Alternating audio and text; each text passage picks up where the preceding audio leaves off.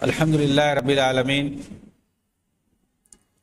والصلاة والسلام علی سید الانبیاء والمرسلین نبینا محمد وعلی آلہ وصحبہ اجمعین اما بعد رب اشرح لی صدری ویسر لی امری واحلل عقدۃ من لسانی یفقہوا قولی۔ محترم ناظرین کرام، احباب گرامی، دیگر سامعین، میری گفتگو اخوان المسلمون کے تعلق سے چل رہی ہے اور اس کے اندر کیسے اور کب تکفیری سوچ آئی اور اپنے اس تکفیری فکر اور سوچ کے ذریعے سے ان لوگوں نے کس طرح سے عالم اسلام کے اندر تباہی مچا رکھی ہے۔ چنانچہ یہ کہا جاتا ہے کہ اس تکفیری اخوانی تنظیم کے اندر یہ جو تنظیم الجہاد ہے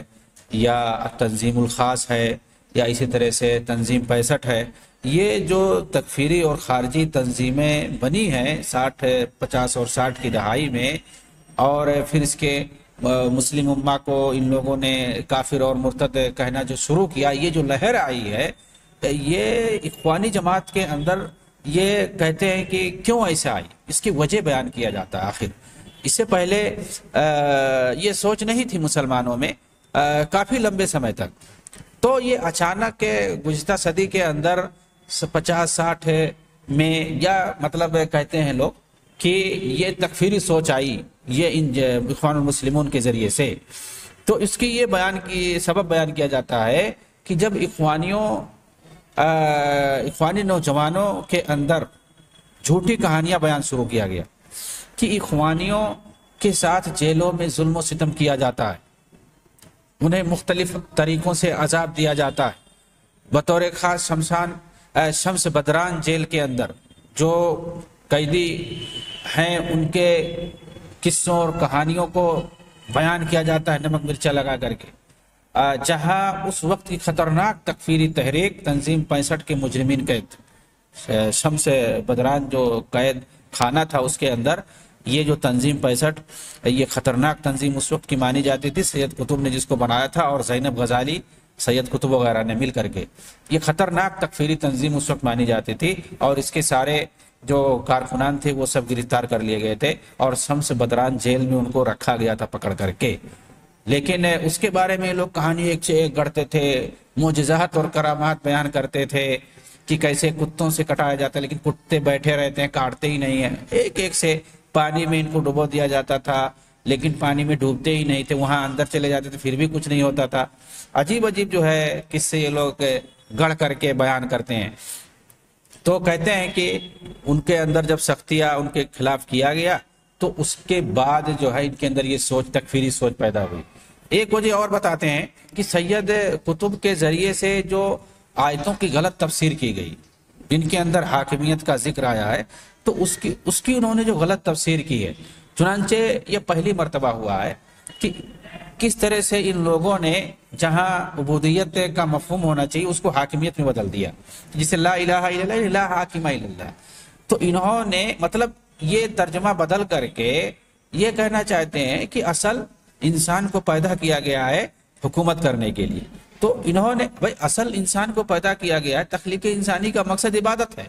عبودیت ہے، اللہ کی عبادت کرنا ہے، وما خلقت الجن والانس الا لیعبدون۔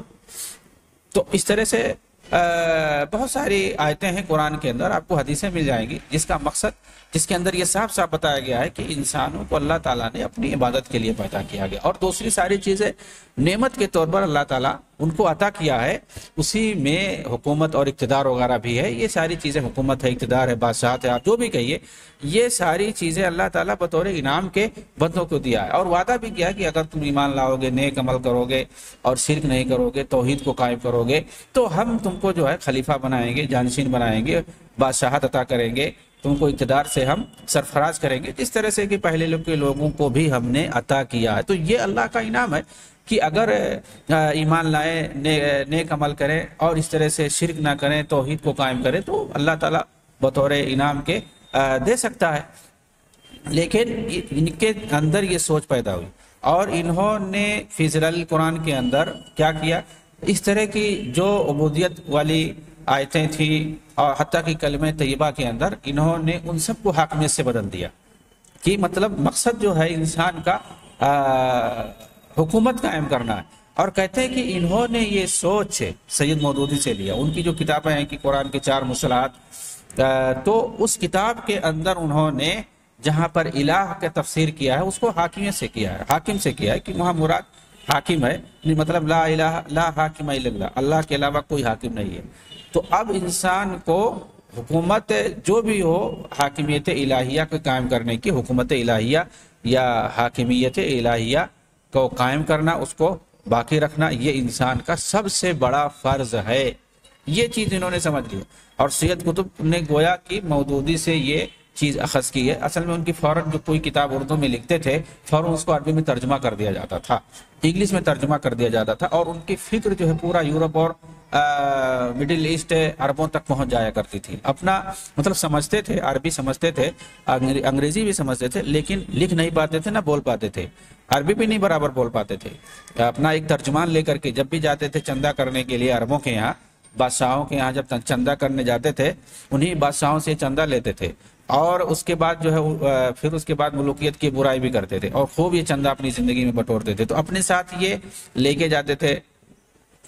ترجمان لے کر کے جاتے تھے، جو ان کی باتیں ترجمہ کر کے بتاتا تھا، اور اس کے بعد جو ہے عربوں سے ان کو بات کرنا ہوتا تھا، تو ٹرانسلیشن کے ذریعے سے ان کا کام چلتا تھا۔ مطلب سمجھتے تھے لیکن بول نہیں پاتے تھے، لکھ بھی نہیں پاتے تھے، عربی میں لکھنا بھی نہیں جانتے تھے۔ ان کی کوئی کتاب عربی میں یا انگریزی میں نہیں ہے، جتنی کتابیں ان کی آپ کو انگریزی میں یا عربی میں ملیں گی، ان کی لکھی ہوئی نہیں ہے، یہ سب ترجمہ کی ہوئی کتابیں ہیں۔ چنانچہ ایک بہت بڑے عالم تھے مسعود عالم ندوی، انہوں نے باقاعدہ عربی میں وہ لکھتے تھے کتابیں، ان کی ساری اردو کی کتابوں کو انہوں نے ترجمہ کیا، اور دارالعروبہ انہوں نے قائم کر رکھا تھا باقاعدہ، اس کے اندر رکھے ہوئے تھے ترجمہ کرنے والوں کو، فٹافٹ ساری کتابوں کا ان کا ترجمہ۔ کہنے کا مطلب یہ خلاصہ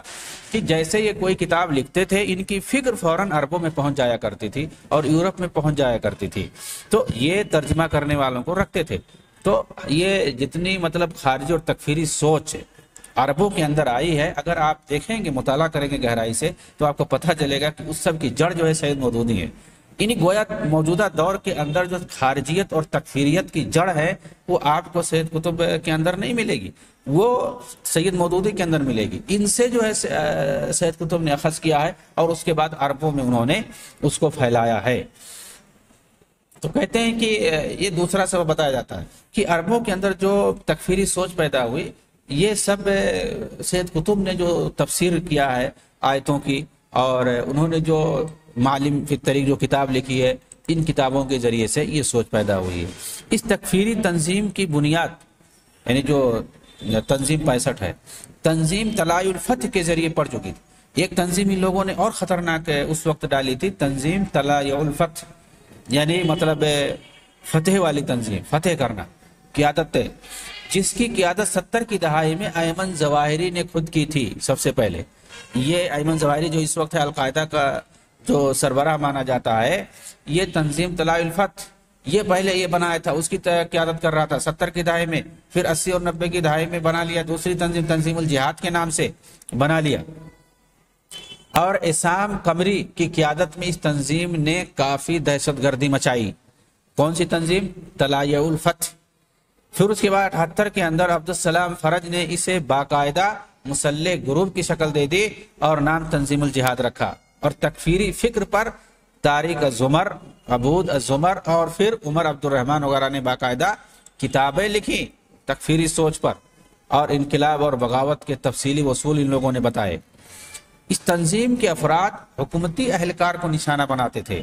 پولیس اور فوج کو نشانہ بناتے تھے، اجانب کو نشانہ بناتے تھے جو باہر سے آتے تھے ٹور وغیرہ کے لیے، سیاحت کے لیے، اور اسی طرح بعض عوام کو بھی نشانہ بناتے تھے۔ یہ صرف اسی تکفیری عقیدے کی بنیاد پر سب کو قتل کرنا جائز سمجھتے تھے، جس کی بنیاد ان کے شیخ اکبر سید قطب نے رکھ دی تھی اپنی کتابوں کے اندر، چاہے وہ معالم فی الطریق ہو، فی ظلال القرآن ہو، اور اس طرح سے دوسری کتابیں ان کی ہو، کہ اس وقت جتنے حکمران ہیں مسلم حکمران، یہ سب کافر اور طاغوت ہیں، اور پھر جو ان کی اطاعت میں ہیں وہ بھی کافر ہیں، ان کی جو اطاعت کرتے ہیں، ان کی جو بات مانتے ہیں، ان کے ماتحتی میں جو لوگ رہتے ہیں سب کافر ہیں۔ ان کی ماتحتی کو قبول کرنے کی وجہ سے ان کے ہاں قرآن و حدیث کے نصوص کی کوئی پرواہ نہیں کہ کب کسے قتل کرنا جائز ہوتا ہے اور قتل کرنے کی ذمہ داری کس کی ہے۔ حدیث میں ہے کہ اگر حکمران نماز قائم کرتے ہیں تو ان کے خلاف خروج نہیں کیا جا سکتا ہے، چہ جائے کہ انہیں قتل کیا جائے۔ خروج نہیں کر سکتے ہیں ان کے خلاف ہم کچھ بد دعا نہیں کر سکتے ہیں، ان کے خلاف ہم خروج نہیں کر سکتے ہیں، بغاوت نہیں کر سکتے ہیں، احتجاج نہیں کر سکتے ہیں جب تک وہ نماز قائم کریں۔ حدیث کے الفاظ ہیں، یعنی مطلب نماز قائم کریں مطلب یہ ہے کہ جب تک وہ اسلامی شاعر کو قائم کر رہے ہیں، سمجھ میں آ رہا ہے کہ ہاں مسلمان ہے یہ بندہ، اللہ یہ کہ کفر صریح اس کی طرف سے کوئی سرزد ہو جائے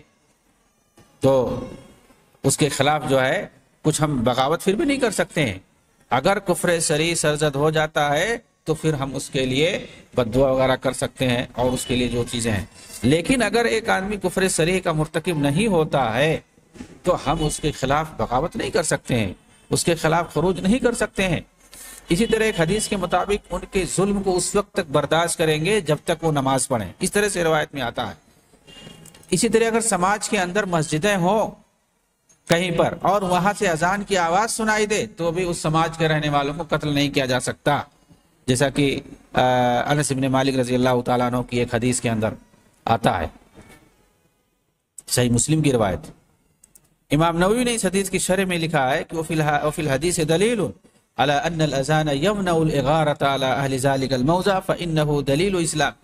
حدیث کے اندر اس بات کی دلیل ہے کہ اگر کسی بستی سے اذان کی آواز آئے تو یہ اذان اس بستی پر حملہ کرنے سے روک دیتی ہے، کیونکہ یہ اذان وہاں کے لوگوں کے اسلام کی گواہی دیتی ہے۔ اس طرح حجت کے قائم کرنے سے پہلے کسی کی تکفیر نہیں کی جا سکتی اور پھر اس کی بنیاد پر کسی کے خون کو حلال نہیں کیا جا سکتا، اور اگر کسی کا خون کسی جرم کی وجہ سے حلال بھی ہو تو اسے رعایا میں سے کوئی اپنے ہاتھ میں نہیں لے سکتا، اس کی ذمہ داری کہ جو بھی چاہے اسے مارتا پھرے، ایسا بھی نہیں ہے۔ تو آدمی چاہے کافر ملک میں رہے یا مسلم ملک میں رہے یا کیسا بھی، ایسا نہیں کہ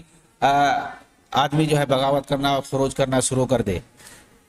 کیوں؟ اس لیے کہ یہ اصول ہے کہ اگر ہم خروج اور بغاوت کریں گے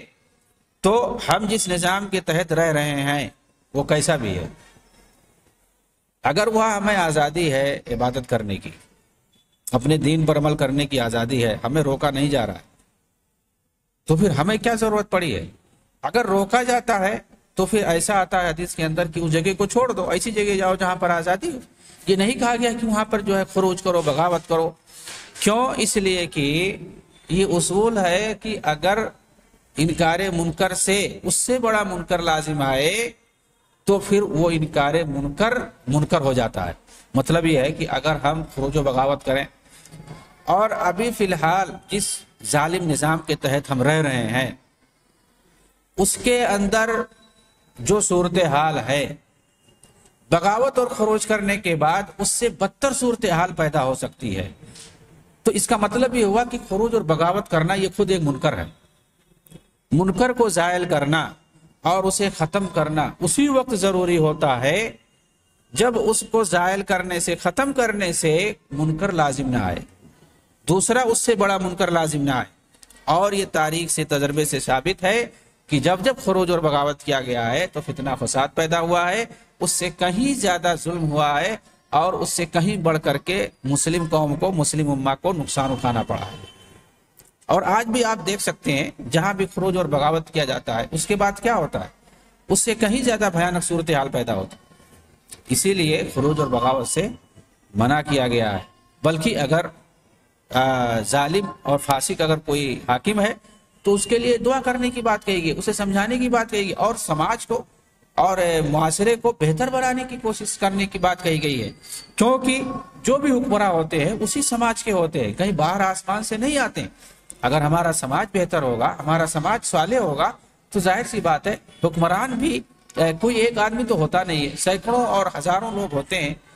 حکومت سے جڑے ہوئے ہوتے ہیں۔ اگر ہم اپنے معاشرے کو صالح بنائیں گے، نیک بنائیں گے، اور یہ کیسے ہو پائے گا؟ توحید کی دعوت دے کر کے، شرک سے روک کر کے، بدعات اور خرافات سے روک کر کے، اور معاشرے کو توحید کی طرف دعوت دے کر کے، ان کے اندر عقیدہ توحید پیدا کر کے، ان کے اندر اخلاق عالیہ پیدا کر کے، سماجی جو اچھائیاں ہوتی ہیں، نیکیاں ہوتی ہیں، وہ سب ان کے اندر بھر کر کے ہم جب معاشرے کو بہتر اور صالح بنائیں گے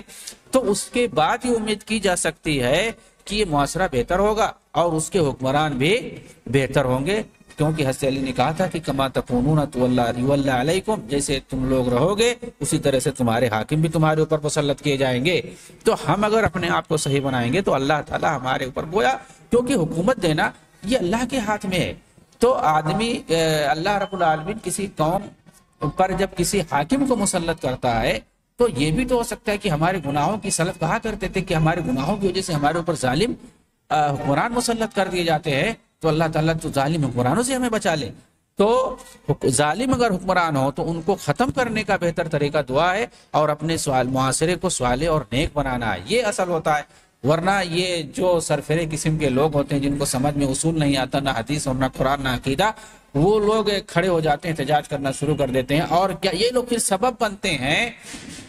مزید تباہی کا سبب بنتے ہیں، نکلتے ہیں کہ جو ہے ہمیں یہ ہمارے اندر کمی ہے، ہم جو ہے ہمیں یہ نہیں مل رہا ہے، ہمیں یہ نہیں مل رہا ہے، ہمیں وظیفہ نہیں مل رہا ہے، ہمیں نوکری نہیں مل رہی ہے، اور یہ سامان اتنا مہنگا ہو گیا ہے، نکل جاتے ہیں مطالبہ کرنے، لڑائی جھگڑا کرنے نکل جاتے ہیں، اور پھر اس کے بعد حکومت سے ٹکرا جاتے ہیں۔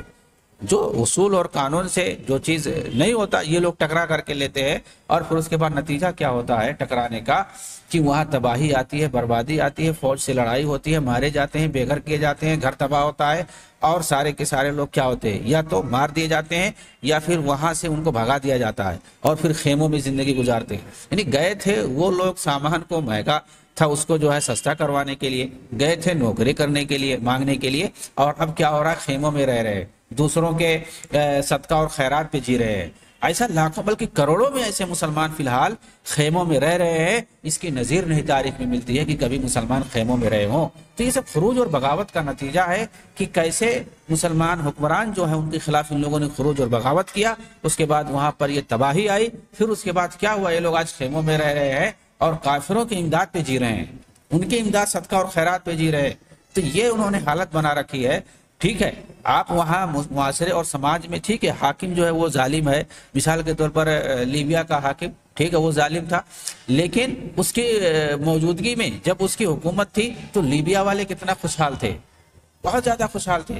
وہاں پہ باہر سے لوگ پڑھنے کے لیے جایا کرتے تھے، وظیفے کے ساتھ جایا کرتے تھے۔ آج وہ لوگ ان کی کیا حالت بنا رکھی ان لوگوں نے، بغاوت اور خروج کر کے تباہی، ہر مطلب وہاں کچھ پتہ نہیں کہاں پر کب حملہ ہو جائے، اس طرح سے وہاں تباہی ہے۔ سیریا اور عراق کی حالت ان لوگوں نے ایسے بنا دی ہے، یمن کی حالت ان لوگوں نے ایسے بنا دی ہے۔ تو اس طرح سے خروج اور بغاوت کر کے یہ لوگ ملک کی حالت مزید تباہی کی طرف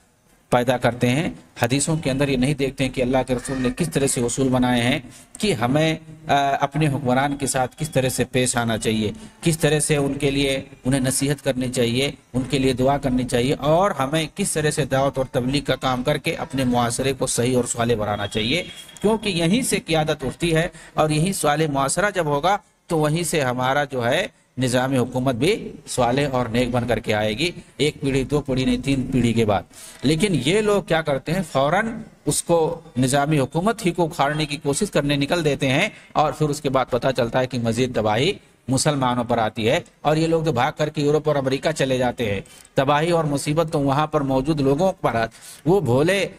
نوجوانوں پر جن کو یہ لوگ اکساتے ہیں، تقریریں کر کر کے، ناچ ناچ کر کے تقریریں کرتے ہیں، اچھل اچھل کر کے یہ لوگ تقریریں کرتے ہیں، اور کہتے ہیں کہ 1% اگر لوگ جان دے دیں گے تو 99% تو محفوظ ہو جائیں گے، 99% عائش کریں گے، جمہوریت میں رہیں گے، آزادی کے ساتھ رہیں گے۔ تو یہ لوگ اس طرح کے جھانسا دے کر کے کہ 1% قربانی دینی ہے، باقی اس کے بعد 1% جب قربانی دے دو گے اور تم لوگ تو شہید ہو جاؤ گے، جنت میں چلے جاؤ گے، اور باقی جو کم سے کم 99% جو رہیں گے وہ لوگ عیش کی زندگی گزاریں گے۔ اس طرح سے لوگ جھانسا دیتے ہیں۔ ان کی ساری تقریریں مل جائیں گی، موجود ہیں، باتیں آئے گی تو سب بتایا جائے گا کہ کیسے یہ لوگ جھوم جھوم کر کے تقریریں کرتے تھے، ابھارتے تھے نوجوان بچوں کو، اور کس کس طرح سے بولتے تھے، کس کے خلاف، جہاد کے لیے۔ کون سا جہاد؟ کافروں کے خلاف نہیں، مسلمانوں کے خلاف۔ مسلم ملکوں میں وہ تباہی کہاں پہ آئی، اور پھر کیا ہوتا ہے، کافر لوگ اس کی کا بہانہ بنا کر کے پھر آتے ہیں مختلف تنظیموں کی شکل میں، امدادی تنظیموں کی شکل میں، رفاہی تنظیموں کی شکل میں، اور فوجی تنظیموں کی شکل میں، اور اس طرح سے کمپنیوں کی شکل میں آتے ہیں اور اس طرح سے مسلم ملکوں پر کس طرح سے یہ لوگ قبضہ کر لیتے ہیں، مسلم ملکوں کو تباہ کرواتے ہیں انہی کے ہاتھوں، اور پھر وہ آ کر کے مکمل طور سے قبضہ کر لیتے ہیں۔ تو مطلب آپ دیکھیں گے تو سمجھ میں یہ آئے گا 25-30 سال کے بعد کہ اس ملک کا جو انجام ہوا ہے اس کا مقصد کیا ہے۔ 25-30 سال کے بعد جس کا فائدہ نظر آئے، جس کا نقصان نظر آئے، اس کے حساب سے بتایا جاتا ہے، اندازہ لگایا جاتا ہے اور نتیجہ نکالا جاتا ہے کہ یہاں پر ان لوگوں کا کیا مقصد تھا۔ اسرائیل کا فائدہ ہو رہا ہے، امریکہ کا فائدہ ہو رہا ہے، یورپ ملکوں کا فائدہ ہو رہا ہے اور مسلمانوں کا نقصان ہوا۔ تو آپ اس کا مطلب کیا ہے؟ یعنی یہ لوگ کس کے مصلحت میں کام کر رہے تھے؟ ایرانیوں کا فائدہ ہو رہا ہے، ایران مزید قبضہ کرتا جا رہا ہے، امریکہ، یورپ اور یہ روس والے، اسرائیل جو ہے اس طرح سے اس کا دبدبہ مزید بڑھتا جا رہا ہے، وہ لوگ قبضہ کرتے جا رہے ہیں اپنی کمپنیوں کے ذریعے سے، اپنی فوجوں کے ذریعے سے، اور کیا چاہیے، اور اپنے ایجنٹوں کے ذریعے سے یہ لوگ باقاعدہ قبضہ کرتے جا رہے ہیں مسلم ملکوں پر۔ تو یہاں فائدہ کس کا ہو رہا؟ یہ لوگ فائدہ پہنچانے کے لیے بات کر رہے تھے کہ مسلمانوں کی فائدہ کے لیے، عوام کی فائدہ کے لیے، اور نظام شرعی نظام لانے کے لیے، اور خلافت قائم کرنے کے لیے پتہ نہیں کیا کیا جھانسا دے کر کے یہ لوگ آتے ہیں، اور اس کے بعد پتہ چلتا ہے کہ فائدہ مسلمانوں کا تو ہوتا نہیں ہے، فائدہ مجوسی ایران کا ہو رہا ہے۔ وہ لوگ سنی مسلمانوں کو مارتے ہیں، صحابہ کو گالی دیتے ہیں، جتنی مسجدیں ہوتی ہیں ان کو حسینیات میں بدل دیتے ہیں، جہاں پر صحابہ کے خلاف تبرہ کرتے ہیں، ابو بکر عمر رضی اللہ تعالیٰ عنہما کو گالی دیتے ہیں۔ تو ایرانیوں کا فائدہ ہو رہا ہے، امریکہ کا فائدہ ہو رہا ہے، روس کا فائدہ ہو رہا ہے، ناٹو صلیبی تنظیم جو ہے اس کا فائدہ ہو رہا ہے، اور اسرائیل کا دبدبہ خطے میں عالم اسلام میں بڑھتا جا رہا ہے، وہ جہاں چاہ رہا حملہ کرتا ہے، عراق سے لے کر کے سیریا تک اور اسی طرح سے دوسرے ملکوں تک۔ تو آخر فائدہ کس کا ہو رہا ہے؟ یہ لوگ جو بول کر کے آتے ہیں کہ ہم تم کو یہ دلائیں گے، آزادی دلائیں گے، یہ کر دیں گے، وہ کر دیں گے۔ تو یہ سب جب سمجھ میں آتا ہے، دراسہ کیا جاتا ہے، نتیجہ نکالا جاتا ہے، تو سمجھ میں آتا ہے کہ یہ لوگ سب ایجنٹ ہیں۔ دیکھو کہ ان کے جو بڑے بڑے لوگ ہیں، جو یہ لوگ ابھارتے ہیں نوجوانوں کو، تقریریں کرتے ہیں، یہ کبھی نہیں مارے جاتے ہیں، اور ان کے بال بچے بھی نہیں کبھی مارے جاتے ہیں، نہ یہ اپنے بال بچوں کو اس طرح سے بھیجتے ہیں جہاد کے نام پر، بلکہ ان کے اپنے بال بچوں کو یہ لوگ یورپ امریکہ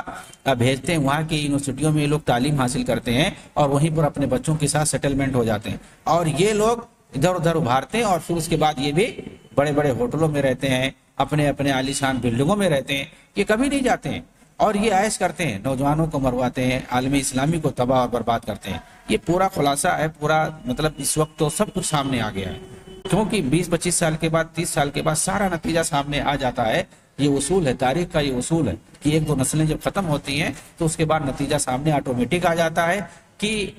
اس تباہی کا فائدہ کس کو ہوا اور نقصان کس کو ہوا، اس سے واقعے اور حادثے سے کس کا نقصان ہوا، کس کا فائدہ ہوا۔ تو نتیجے کے طور پر بتایا جاتا ہے کہ یہ کس کی مصلحت میں کام کر رہے تھے، یہ لوگ کس کے خدمت کر رہے تھے، کس کے یہ لوگ غلام تھے، کس کے مصلحت میں یہ لوگ کام کر رہے تھے۔ تو ایسی تنظیموں کے خلاف آدمی کو کاروائی سترک رہنا چاہیے، مستعد رہنا چاہیے، محتاط رہنا چاہیے۔ کہنے کا مطلب یہی ہے۔ چنانچہ مصر کے اندر الجماعہ اسلامیہ کی بنیاد بھی اسی تکفیری نظریے پر پڑی تھی۔ الجماعہ اسلامیہ کتنی تنظیمیں ان لوگوں نے بنائی ہیں تکفیری سوچ پر، تفجیری نظریے پر، الجماعہ الاسلامیہ، مگر بعد میں اس کے اراکین نے اپنے تکفیری نظریے سے توبہ کا اعلان کر دیا۔ کون سا؟ الجماعہ الاسلامیہ۔ سلسلۃ و تصحیح المفاہیم کے عنوان سے اس پر مقالے اور کتابیں باقاعدہ لکھی گئیں۔ مطلب جو دوسری تنظیمیں تھیں، چاہے وہ تنظیم الجہاد ہو یا تنظیم 65 ہو، یہ ساری تنظیمیں جو تھیں، یا تنظیم طلائع الفتح ہو، ان کے اندر کوئی تبدیلی نہیں۔ الجماعہ الاسلامیہ نام کر کے جو تنظیم بنائی گئی، مصر والی جماعت، یہ پاکستان والی نہیں، اس کے اندر تکفیری جو نظریہ قائم کیا گیا تھا، اس سے ان لوگوں نے کہتے ہیں کہ توبہ کر لے۔ جیسے کئی عنوان انہوں نے کتابیں لکھی، مبادرت وقف العنف، حرمت الغلو فی الدین، تکفیر المسلمین، تسلیط الاضواء علی ما وقع فی الجہاد من اخطاء، النصح والتبیین فی تصحیح مفاہیم المحتسبین۔ اس طرح سے کئی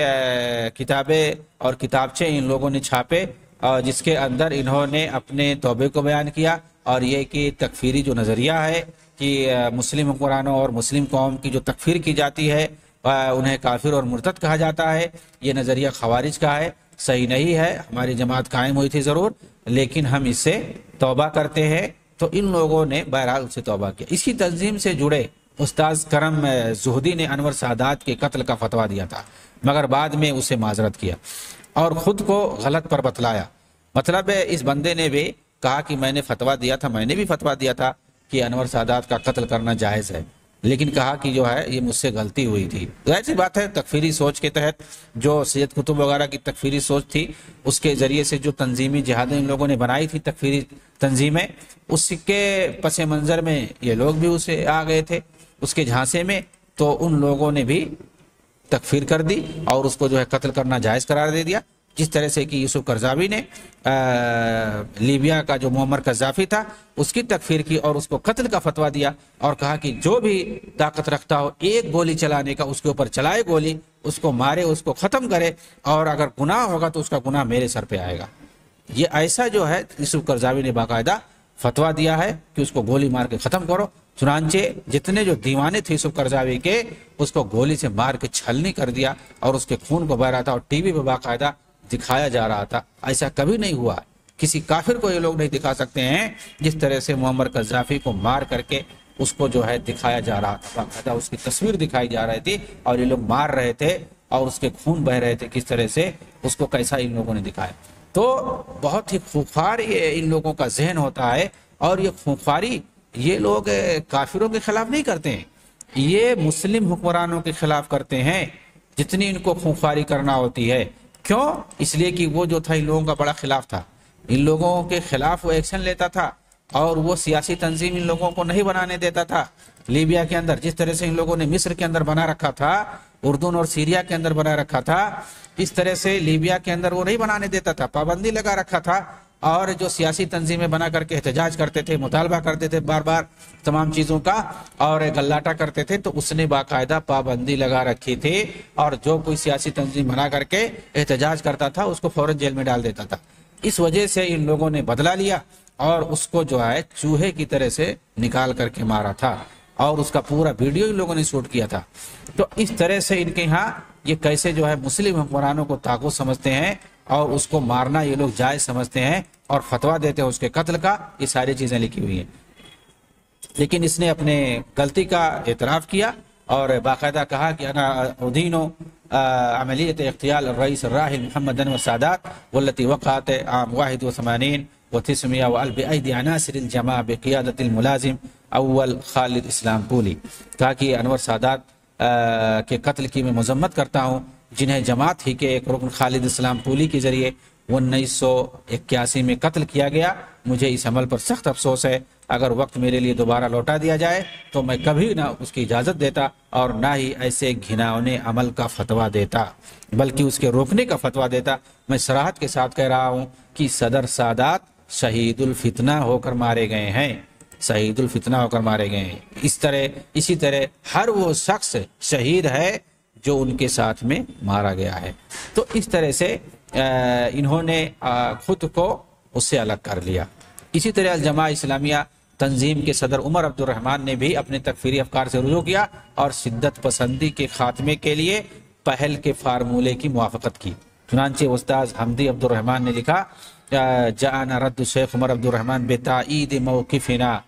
یعنی ہماری موقف کی تائید شیخ عمر عبد الرحمن کی طرف سے بھی آ گئی۔ شیخ کی تائید سے ہمارے پہل کو بہت زیادہ طاقت اور مضبوطی ملی۔ ساتھ ہی جب مارچ 1999 کے عید الاضحیٰ کی رات میں جماعت کی طرف سے وہ تاریخی بیان جاری ہوا جس میں ہمارے پہل کی تائید کی گئی تھی، تو الجماعہ الاسلامیہ نے خود کو خروج و بغاوت سے الگ کر لیا اور کہا کہ ہماری یہ تنظیم اب صرف دینی تنظیم رہے گی اور دعوت و تبلیغ کا کام کرے گی، سیاست سے اس کا کوئی لینا دینا نہیں ہے، اور جو تکفیری نظریہ ہمارے اندر پایا جاتا تھا اس سے ہم نے باقاعدہ رجوع کر لیا ہے۔ حالانکہ یہ تنظیم جیسے دوسری تنظیمیں تھیں، تکفیری تنظیمیں جیسے قائم ہوئی، جیسے تنظیم الجہاد ہے، تنظیم 65 ہے، تنظیم طلائع الفتح ہے، یہ جو تنظیمیں سب حسن بننا سے لے کر کے حسن حزیبی اور سید قطب کے زمانے میں جو قائم ہو چکی تھیں، اور ان کے لیڈران اور سربراہان ابھی بھی بہت سارے موجود ہیں جیسے ایمن ظواہری وغیرہ۔ اسی طرح سے الجماعہ اسلامیہ بھی اسی فکر کی، اسی تکفیری فکر کی تھی، اسی سوچ کی تھی، لیکن بعد میں ان لوگوں کو اللہ نے ہدایت دی اور ان لوگوں نے اپنی تکفیری سوچ سے توبہ کر لیا، اور پھر اس کے بعد یہ تنظیم آج بھی ہے اور یہ صرف دعوت و تبلیغ کا کام کر رہی ہے اور سیاست سے اس کو کوئی لینا دینا نہیں ہے، اور یہ مظاہرے وغیرہ اخوانیوں کی طرح سے گلاٹا اور اس طرح سے دھماک چوکڑی نہیں یہ لوگ مچا رہے ہیں، جیسے یہ لوگ نام لیتے ہیں دین کا، نام لیتے ہیں دعوت و تبلیغ کا، اور جو ہے یہ کام جو کرتے ہیں حصول کرسی کے لیے، حصول اقتدار کے لیے، حصول پیسہ کے لیے۔ تو ایسا ان لوگوں نے یہ سب فکر جو ہے یہ لوگوں نے چھوڑ دیا اور اس سے جو ہے توبہ کر لیا۔ اللہ تعالیٰ اسی طرح سے دوسری جو تکفیری تنظیمیں ہیں آج بھی باقی ہیں، اللہ تعالیٰ انہیں بھی توفیق دے کہ یہ لوگ توبہ کر لیں اور اپنے آپ کو سونپ دیں، حوالے کر دیں، اور ان تمام خارجی افکار سے، ان تمام خارجی اعمال سے یہ لوگ توبہ کر کے صحیح راستے پہ آ جائیں۔ عام جو سماج ہے، جو مین دھارا جو ہے، اس میں آ کر کے یہ لوگ مسلمانوں کے ساتھ جڑ جائیں، یہ ہماری خواہش ہے۔ آمین۔ وآخر دعوانا ان الحمد للہ رب العالمین، والسلام علیکم ورحمۃ اللہ وبرکاتہ۔